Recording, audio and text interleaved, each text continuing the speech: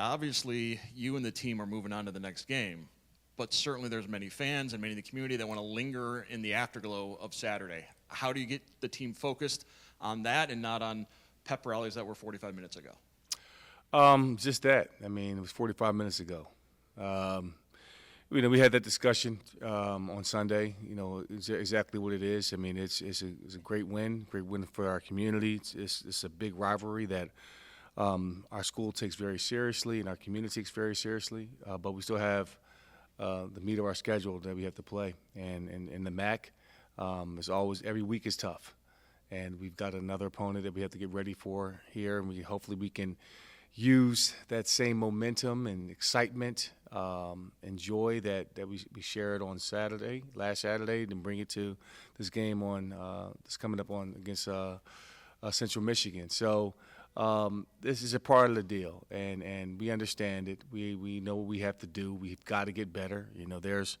We're very fortunate to walk away with a victory, but on paper, we got outplayed, and we've got to figure out ways where we can get better on all three phases, and we got to be able to score points. We got to be able to stop teams. We need to stop them, and that's it. I mean, we got to find a way to get better each and every week. So there's definitely room for improvement.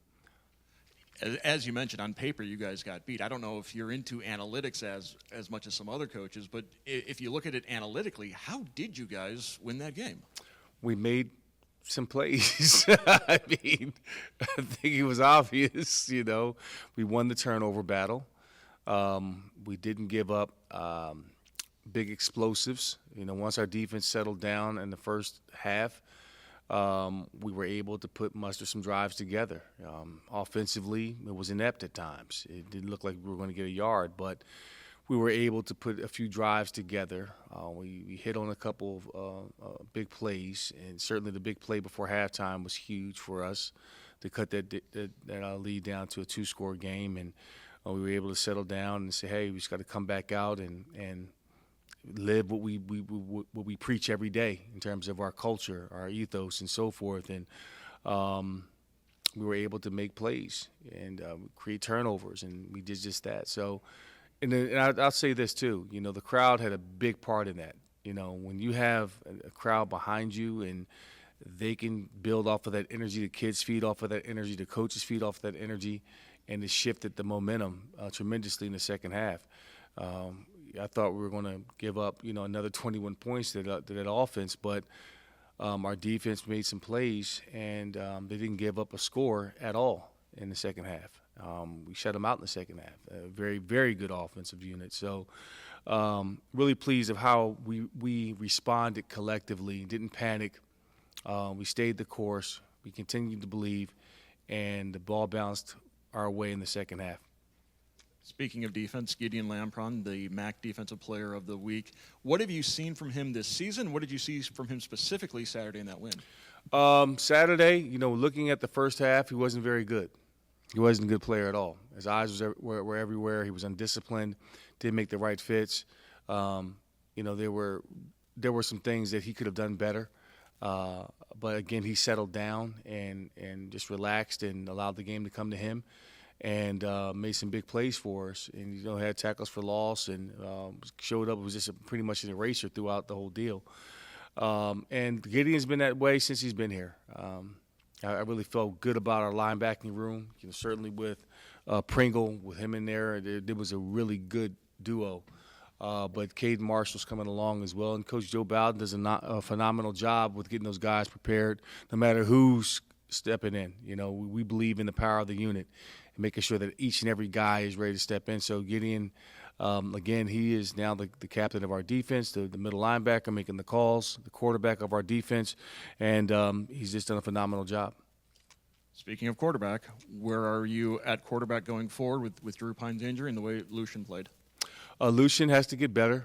First start, understand the situation. It wasn't a game plan where we could unfold our entire deal. We had to really play to his strengths and try to limit the amount of mistakes that could have been made, just to keep his confidence and to keep everything going. And he did a phenomenal job. What we didn't do well was support him in terms of an efficient run game.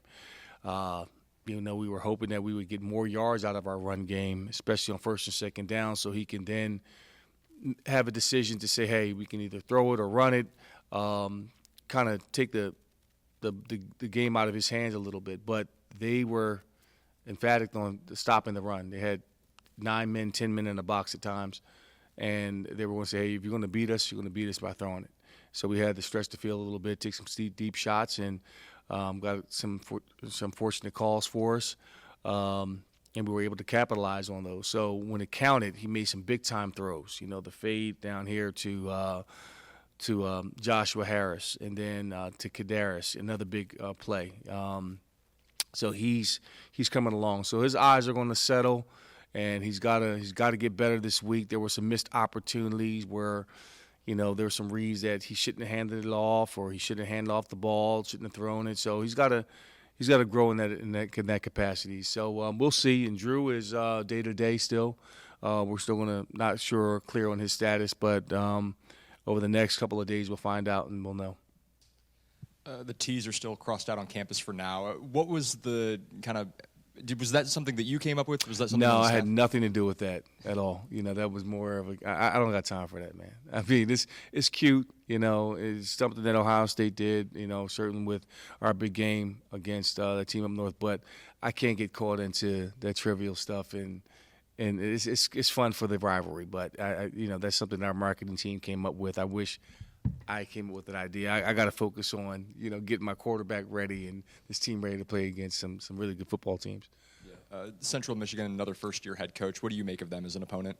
A formidable opponent. I mean, they're very tough, well coached.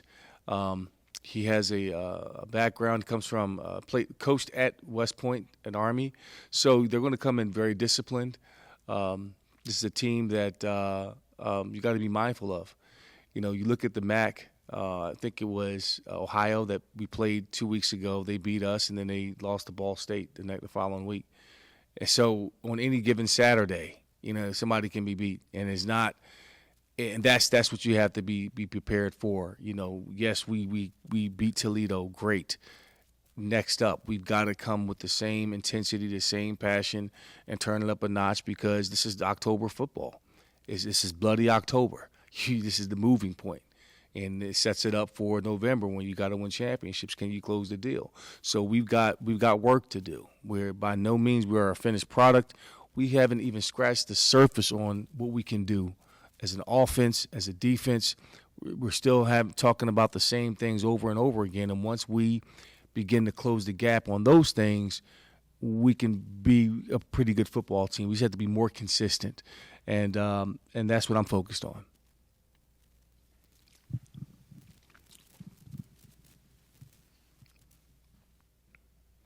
A lot of folks wanted to know what the Eddie George speech was at halftime to turn the table like that. But in talking with the defensive players, I think Coach Fisher played a big part in that as well, Yeah. didn't he? The defensive coordinator getting ready for the second half. He said they were playing for him and for each other in the second half. He must have had quite a speech to him as well. No, I didn't say much at all, honestly. I think because when in those moments it's not a win for the Gipper moment. I think it's what we preach every day. What's been established since I got here in the spring. Has been talked about, and I just kind of reinforced that message. Fish did a great job of getting their guys settled, telling them to get out their feelings, to play ball, to get violent knockback, and it was for me to say, hey, let's go out here and take it one play at a time. Focus on winning one battle, one play, one moment at a time, and take it to them, and empty your clip. So that was it. It was nothing grandiose. It was nothing flowery. It was nothing like the Al Pacino speech.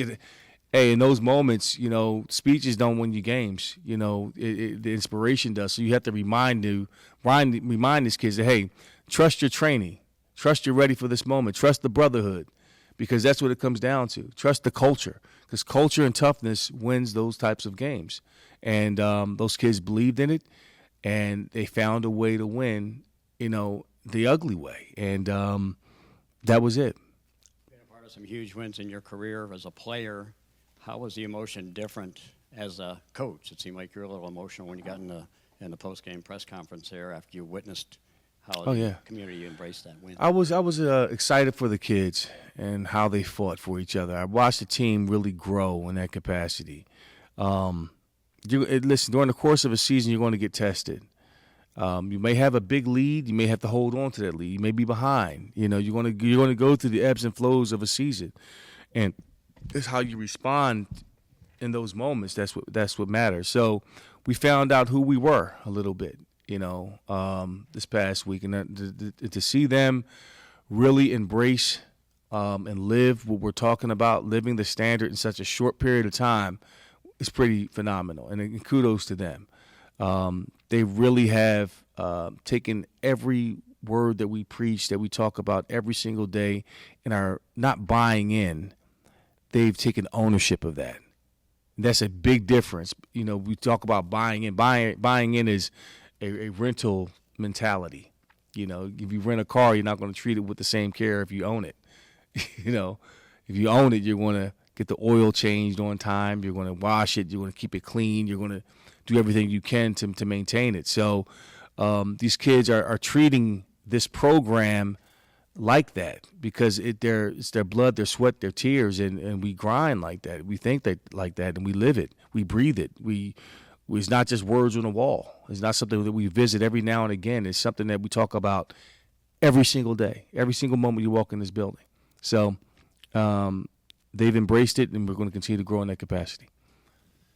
Coach, looks like Central Michigan, real physicality is sort of their calling card. They run the ball way more than they throw the ball, which is very unusual in today's game. Talk about their physicality, what you've seen from them in preparation. It's just that. They're very physical, and this conference is physical. And that's something that we believe as well. We have to be a physical ball club to win ball games. That's the first brick that's laid. I believe that you have to be able to run the football to win in this league, and that's how they're built. So we expect a physical matchup, and we're just going to have to go out there and put our best foot forward. They use two quarterbacks. Looks like the one's kind of the runner, one's the passer, but you have to be wary of them switching that up. But give me your evaluation on the two different quarterback styles. Well, I just got my eyes on them. One is a thrower, one is more of a runner, like you talked about. They use them in different situations. I really hadn't gotten a true beat on their tendencies just yet. They both run it effectively. You're going to see quarterback run game. You're going to see them, line up and run A-gap power, come downhill a little bit. They mix it up a lot.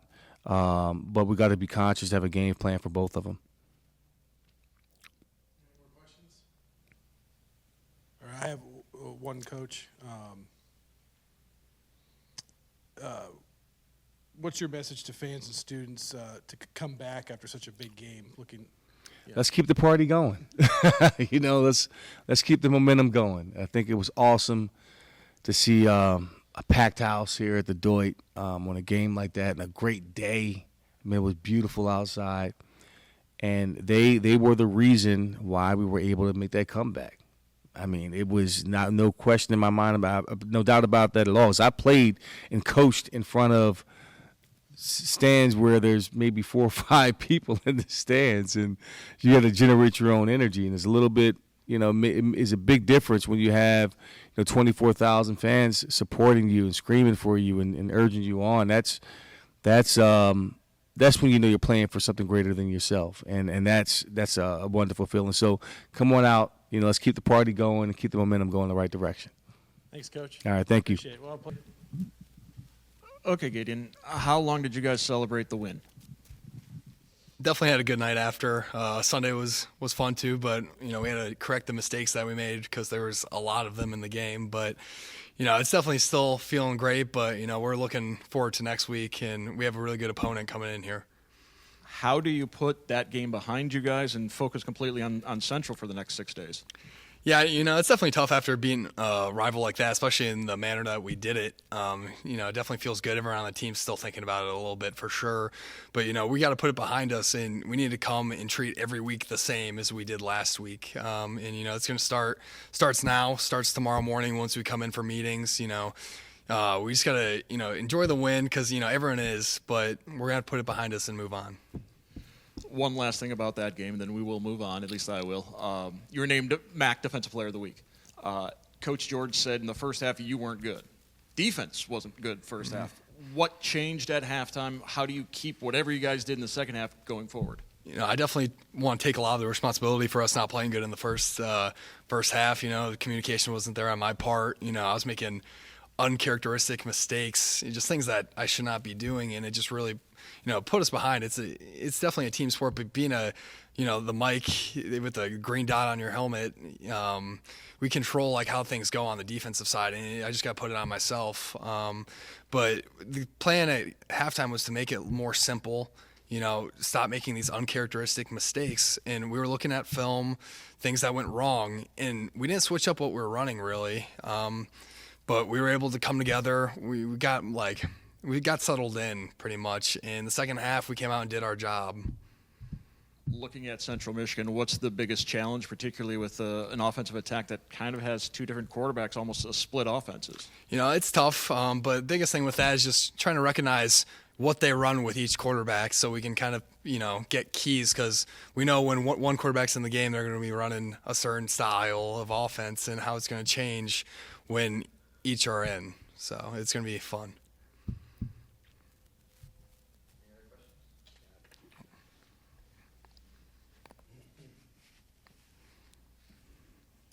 Gideon, are you surprised at how much success you've had so far at the D1 level here? What was the transition like for you? Because obviously you've fit right in a leadership role here. Yeah, definitely. I wasn't the most vocal person. I still am not. It's kind of just been leading by example, always trying to do the right thing. And, coming into such a program like this, there's a lot of new faces in. So there's not too many older guys on the team that have been here for all 4 or 5 years. So it was easy to somewhat, take a leadership role here. But I just got to give credit to the whole defense. We've had some issues this year just communicating. Injuries happen. I lost my partner early in the season. He's irreplaceable. He's incredible, Dorian Pringle. But the standard cannot change. The defense doesn't change, and we had to keep doing our thing. And I'm just so proud of how we played, especially in the second half of that game. It's how we need to play every game. I asked Coach Eddie about the defensive coach, Coach Fisher, the defensive coordinator, and the speech he had for you guys at halftime. It wasn't all just up to Eddie to get you guys motivated. It sounds like Coach Fisher had some select words as well. Huh? Yeah, Coach Fisher, I love him so much. Glad that he's my coach. His halftime speech was, he was cooking us a little bit, which had to happen. We had a rough first half, but he kind of just said this is what we look forward to every single year.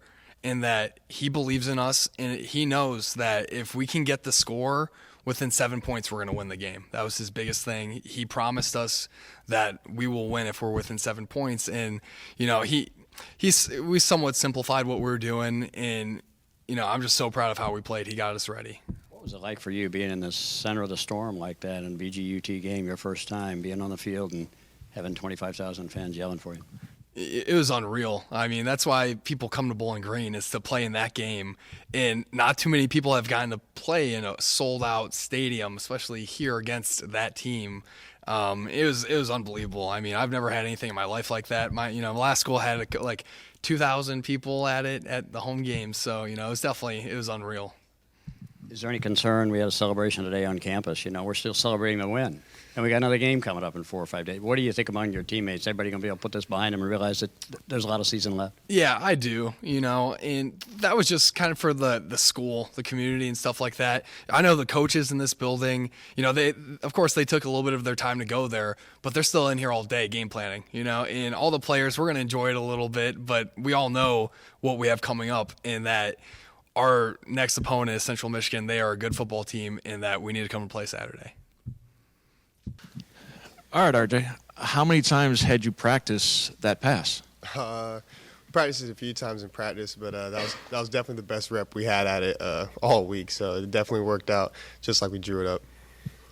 With a 1,000% completion percentage, do you have bragging rights over the other quarterbacks now? I want to say I have bragging rights. Their job is still a lot harder than mine. It was only one read. You throw it there, take off running. But I definitely gave them a little bit of, they gave me some props for throwing a good ball. But yeah, I've been talking a little noise a little bit. What has the last 48 hours been like for you and for the team? What have you gotten any messages from folks that kind of just blew your mind that they saw what you guys did? Yeah, there was a lot of support from the fans, a lot of support from former players that used to be on the team. It was a big win for the program, for Coach George's first time playing the team up north. It was a good win for us, and we were excited about it, but we're definitely ready to move on to our next opponent this week. What's the biggest challenge with Central Michigan coming into town now? They're a good football team, really disciplined and sound, don't make a lot of mistakes in the back end coverage, but for the most part, we're a process-oriented team, just focus on every day how we're going to attack our process, because at the end of the day, it's about how we do our jobs and how well we execute.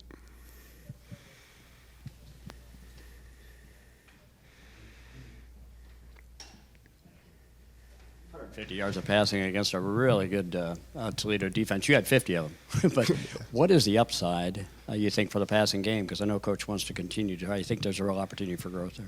Yeah, I think it just comes down to reps and just being efficient with our time in practice and just getting on the same page with the quarterbacks and the tight ends. When we're all on the same page and we're all doing our job, all 11 people out there, we're a pretty good offense. But it's those times when one person's not on the same page that things start to get a little haywire, and we're working on that, and we're going to get better at it. Is it more difficult when you've got a 1A and a 1B right now? I mean, trying to get that chemistry worked out when you're not really sure who's going to be throwing to you?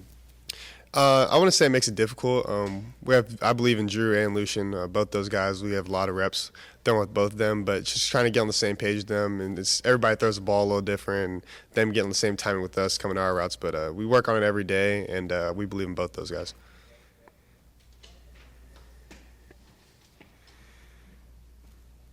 Staying with the quarterback theme, what was Drew like last week? What was Lucian like last week as they realized that Drew was not going to be able to play and that it's going to be Lucian's start?